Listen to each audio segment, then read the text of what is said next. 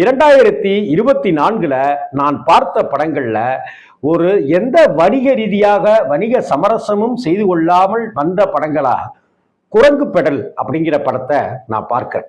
குரங்கு பெடல் அப்படிங்கிறது நம்மளுடைய ஒவ்வொருத்தருடைய பால்யத்தையும் அது கொண்டு வந்து மீட்டெடுத்து நம்ம நினைவுகளை உசுப்பி விடுற ஒரு படம் அது. அந்த ராசி அழகப்பன் சாருடைய அந்த கதை ரொம்ப அழகாகவே திரைக்கதையாக்கப்பட்டு படமாக்கப்பட்டிருக்கு. எல்லோருடைய நடிப்பு, காளி வெங்கட் உட்பட எல்லோருடைய நடிப்புமே ரொம்ப ரொம்ப கவனம் ஈர்த்ததுங்கிறதுல எந்த மாற்றமும் இல்லை.